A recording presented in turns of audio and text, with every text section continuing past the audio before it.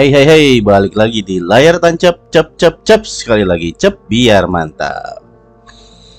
Berlatar di Meksiko, terlihat dua orang bocah tua sedang bermain-main pasir sambil mengharapkan menemukan sesuatu yang berharga dari dalam pasir itu. Bocah tua berkemeja merah yang bernama Manuel, tiba-tiba kakinya terperosok ke dalam suatu lubang yang membuat Manuel penasaran, lalu mencelup-celupkan tangannya ke lubang itu, dan dia merasakan ada sesuatu di sana yang ketika ditarik keluar merupakan sebuah gulungan bendera yang membungkus sebuah belati. Ketika mengamati belati itu, Manuel merasakan ada yang mengawasi dari belakang. Lalu sambil tergopoh-gopoh, dia pergi menjauh dari tempat itu tanpa memperdulikan temannya yang memanggil-manggil dia. Dia jalan aja lurus gitu. Terus tiba-tiba ada sebuah mobil yang menabraknya. Mobilnya hancur lebur, apalagi tubuh Manuel yang sudah gak jelas lagi bentuknya. Temannya kaget bukan kepalang dan segera menghampiri Manuel. Namun tidak lama kemudian, tak disangka tak diana, Manuel yang masih memegang belati tadi tiba-tiba bangun dan berlari, seakan-akan tidak terjadi apa-apa.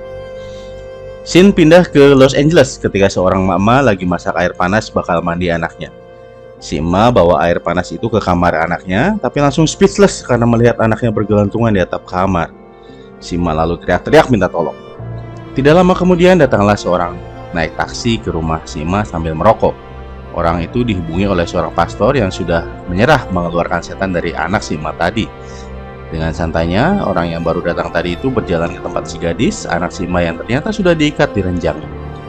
Si gadis tadi suaranya udah kayak hewan buas aja, mengerang-kerang ganas sih.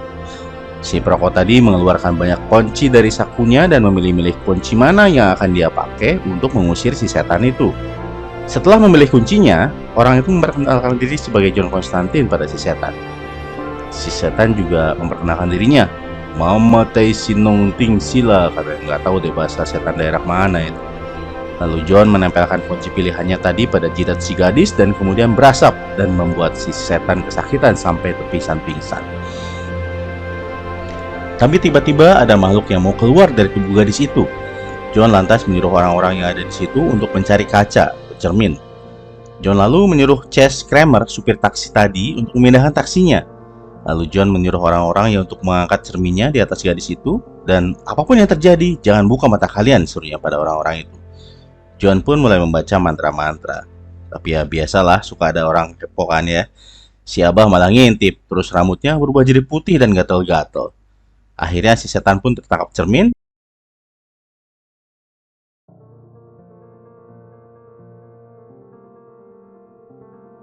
dan cerminnya dilemparkan keluar lalu pecah berkeping-keping.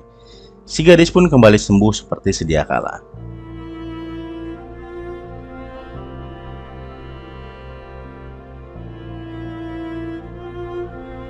John pun ngobrol-ngobrol sama si pastor dan minta si pastor untuk memanggilnya lagi kalau ada hal-hal yang aneh.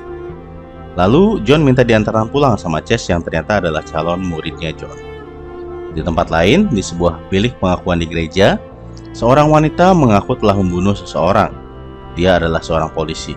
Dia juga heran kenapa dia bisa mengetahui harus mengejar penjahat kemana, harus menembak kapan, seperti seorang senayan. Di sebuah rumah sakit jiwa, ada wanita lain yang mirip dengan wanita tadi mendengarkan namanya. Isabel dipanggil-panggil, lalu dia ke atap gedung, naik dan loncat bunuh diri. Si wanita polisi tadi bisa merasakan kematian Isabel sampai terjaga dari tidurnya. John pun punya masalah besar, yaitu kecanduan rokok sampai paru-parunya rusak parah. Tapi dia nggak mau berhenti merokok meskipun dokter di rumah sakit menyuruhnya. Polisi yang bernama Angela tadi pun mendatangi mayat Isabel di rumah sakit yang ternyata adalah saudara kembarnya. Angela nggak percaya kalau Isabel loncat dari atap gedung. Isabel nggak akan bunuh diri, katanya. Di RS itulah John dan Angela pertama kali bertemu. Sementara itu, Manuel yang sudah berjalan jauh tiba di perbatasan Meksiko dan Amerika, di mana banyak ternak-ternak yang tiba-tiba saja mati ketika Manuel numpang lewat. Di tempat lain, John bertemu sama temannya yang bawa barang-barang pusaka pengusir setan dengan berbagai macam fungsi. John cerita kalau dia baru saja mengeluarkan tentara iblis dari seorang gadis. Sepertinya ada sesuatu yang mencoba masuk ke dunia kita, kata John. Oh, gak mungkin John, seru kawannya. Kita ini boneka buat mereka, bukan gerbang. Mereka bisa menguasai kita, tapi nggak bisa nembus dunia kita.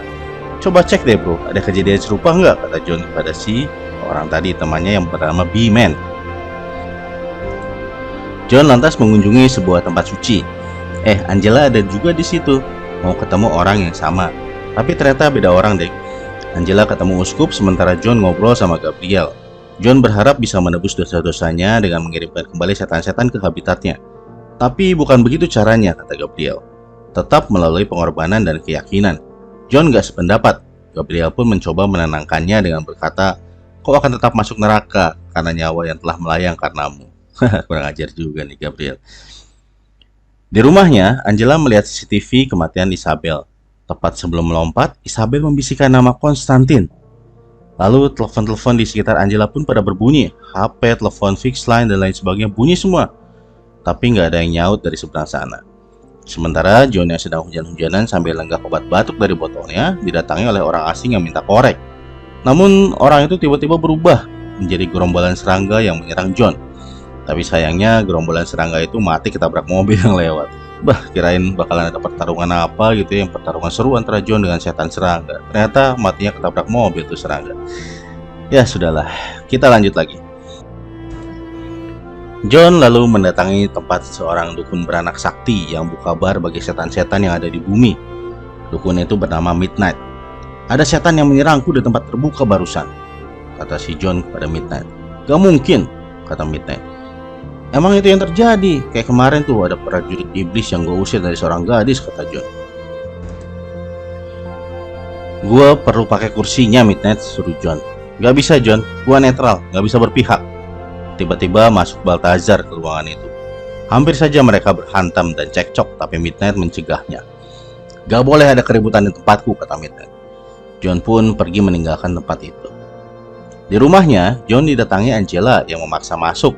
Angela menjelaskan bahwa Isabel, saudaranya, baru saja bunuh diri kemarin loncat dari atap gedung.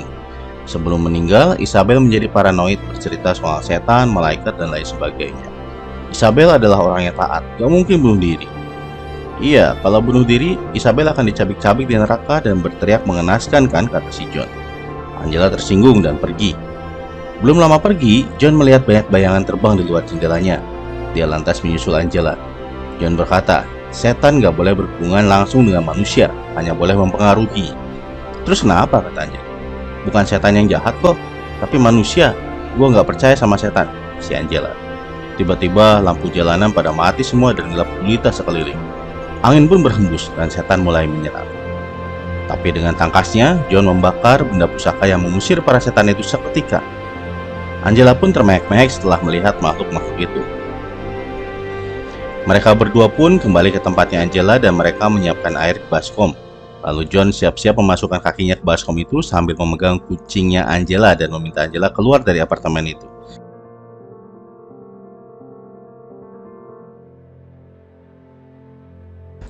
John melakukan ritualnya dengan baskom dan kucing dan menyeberang ke alam sebelah untuk mencari Angela. John masuk ke alam lain dengan semuanya serba terbakar dan hancur. Di sekelilingnya banyak makhluk-makhluk jelek gak jelas. John pun menemukan Isabel yang memberikan gelangnya pada John. Lalu makhluk-makhluk tadi mengejar John dan John pun kembali ke alam dunia.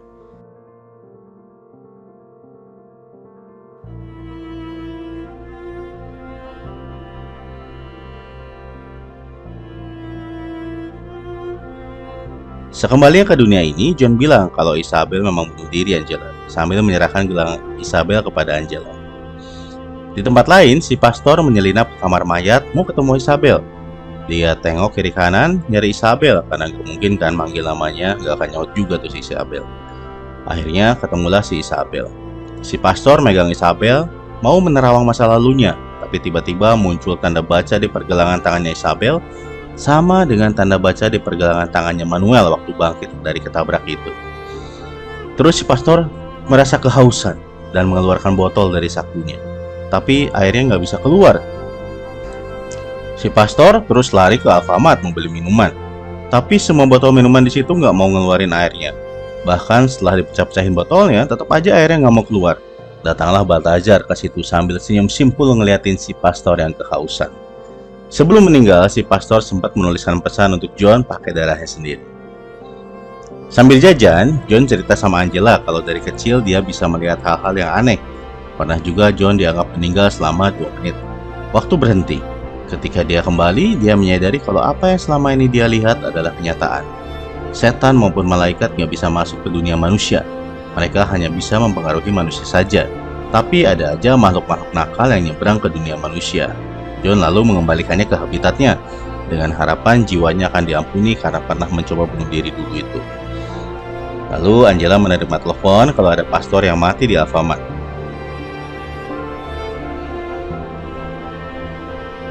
John melihat tanda yang ditinggalkan oleh si pastor, dan itu adalah tanda baca yang sama dengan yang ada di pergelangan tangan Manuel. Lalu John menelpon temannya yang jualan barang-barang keramat itu, si Bimen ya, dan minta dicarikan tahu arti tanda baca tadi. Di tempat Isabel meninggal, Angela menceritakan kalau Isabel juga suka melihat hal-hal yang aneh dari dulu.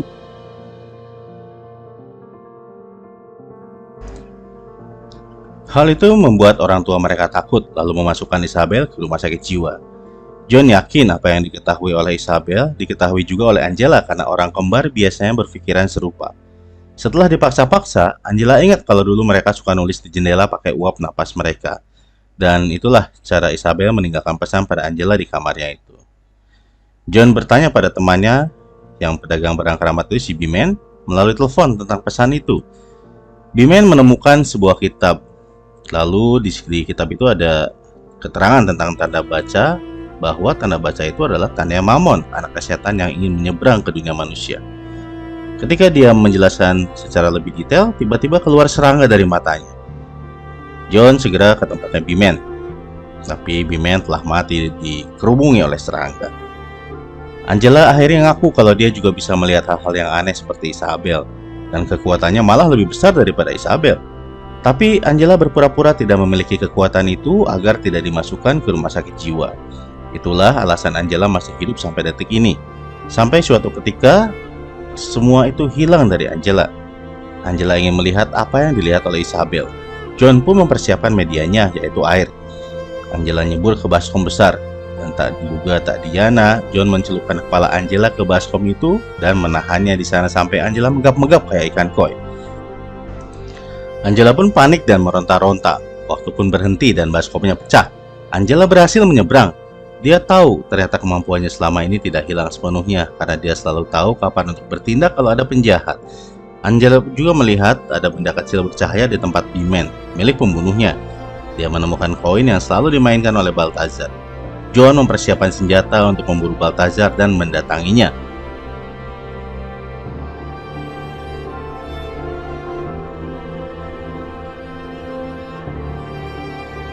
Ketika sampai, John memberikan kalung pada Angela sebagai perlindungan. Pertempuran pun berlangsung. John menembak Balthazar dengan api. Lalu John menyiramkan air suci ke muka Balthazar. Balthazar pun murka dan mencekik John. John tidak tinggal diam. Dia mengeluarkan benda keramat untuk memukul Balthazar. John menginterogasi Balthazar bagaimana Mammon akan menyeberang ke dunia manusia. Tapi Balthazar nggak mau ngaku. Setelah diancam mau dimasukkan ke surga, Balthazar pun ngaku bahwa Mammon akan masuk ke dunia manusia melalui media manusia. Saat John akan pergi, Balthazar malah ketawa karena tujuannya sudah tercapai, yaitu Angela yang datang ke ruangan itu sendiri. Padahal udah disuruh nunggu tuh di mobil. Dan benar saja, tidak lama kemudian Angela melayang, diambil sama suatu kekuatan menembus dinding dan barang-barang di gedung itu. John pun kehilangan Angela. John segera ke tempatnya Midnight minta pakai kursinya. Midnight gak mau dan pertempuran pun berlangsung. Ini netral Midnight. Teman-teman kita sudah mati dibunuh, kata John. Anggaplah ini permintaan terakhirku. Midnight pun akhirnya setuju untuk meminjamkan kursi yang ternyata adalah kursi listrik yang pernah membunuh 200 orang. John duduk di kursi itu dengan kaki direndam air di lantai. Lalu Midnight menyetrumnya. John pun nyebrang lagi ke alam sebelah melihat perjalanan Manuel sejak menemukan belati itu. Sampai akhirnya Manuel mencekiknya dan John pun ditarik keluar oleh Midnight. Mereka pun mempersiapkan senjata untuk menghadapi pertempuran sesungguhnya.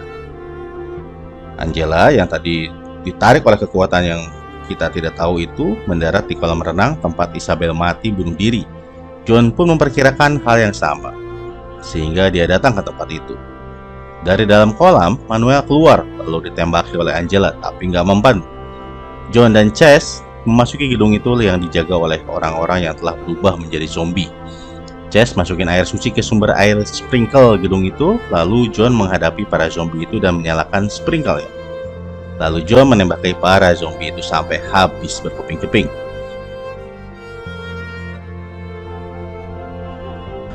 Di kolam, Angela ditenggelam-gelamkan oleh Manuel sampai nyebrang. Disitulah Mamon nebeng ke badannya Angela. Sekarang gantian Manuel yang mati, Angela yang menenggelamkan John. Untung ada Chase yang membantu dan mengangkat Angela keluar kolam. John merapalkan mantra-mantranya mencoba menyembuhkan Angela. Kelihatannya Angela telah kembali dan tersenyum. Tapi di perutnya tiba-tiba ada sesuatu yang mau keluar, si Mamon itu ya. Dia sudah meronta-ronta mau keluar dari perutnya Angela. Mantra John gak mempan. Lalu Chase merapal mantra lain yang kemudian diikuti oleh John yang bisa menghentikan Mamon yang menggeliat-geliat. Tiba-tiba Chase dibanting-banting oleh sesuatu yang tidak terlihat sampai berdarah-darah dan mati. John menyatukan dua tanda baca di tangannya untuk melihat makhluk yang tak kasat mata itu. Ternyata si Gabriel. Dialah dalang dari semua ini. Gabriel iri karena Tuhan dengan mudahnya mengampuni umat manusia sejahat apapun dia. Tinggal minta ampun aja lalu diampuni. John tidak berkutik menghadapi Gabriel. Gabriel mau jadi dukun beranak, mencoba membuka perut Angela untuk memberi jalan pada Mamon. Tapi John punya jurus lain, dia punya ide lain. Dia menyayat nadinya sendiri dengan pecahan kaca sambil merokok. Waktu pun berhenti, datanglah Lucifer, si setan menjemput jiwanya John. Karena dia berjanji akan mengambil sendiri jiwanya John jika dia meninggal nanti. Lucifer nggak nyangka kalau John akan melakukan kesalahan yang sama 2 kali, yaitu bunuh diri. Tapi Lucifer nggak tahu kalau Mamon, anaknya, lagi di ruangan sebelah sama Gabriel dengan belati itu. Dah, lihat aja sendiri deh kalau nggak percaya, kata si John pada Lucifer. Kamu kan udah nunggu 20 tahun untuk jiwa gua, kata John. Apalah artinya nunggu 20 detik lagi? Lucifer pun mampir ke ruangan sebelah dan melihat apa yang dikatakan John itu benar. Lucifer pun mencekik anaknya dan mengirimnya pulang. Tapi Gabriel nggak terima dan menyerang Lucifer. Namun gagal. Lucifer menyerang balik dengan bara api sampai sayap Gabriel pun terbakar habis. Lalu Lucifer balik lagi ke John dan nanya, "Oke, lu mau apa sebagai imbalan dari informasi tadi?" John bilang, "Biarkan Isabel masuk surga." Oke, dan kata Lucifer. Lalu Lucifer menarik John untuk dibawa ke neraka. Tapi makin lama kok makin berat sampai nggak bisa bergerak loh. Meski Lucifer udah pakai 2 tangan dan sekuat tenaga. Ternyata pengorbanan John untuk menyelamatkan Isabel tadi menjadikan John masuk surga. Karena Lucifer nggak terima, dia pun mengambil semua penyakit paru-parunya John agar John tetap hidup dan nggak jadi mati, lalu masuk surga. Dan hiduplah si John. Demikian pula dengan Angela. Gabriel juga hidup tapi jadi manusia biasa karena sayapnya udah hilang. Gabriel menyuruh John membunuhnya, tapi John gak tertarik, gak nafsu dia. Dia lebih tertarik nampar Gabriel aja untuk menunjukkan rasa sakit yang selama ini gak pernah dirasakan oleh Gabriel. Nah, itu namanya rasa sakit, kata si John. Di akhir cerita, John memberikan belati itu pada Angela dan menyuruhnya menyembunyikannya di tempat yang seorang pun tidak dapat menemukannya, termasuk John sendiri. Oke, sampai ketemu lagi di channel Layar Tancap berikutnya.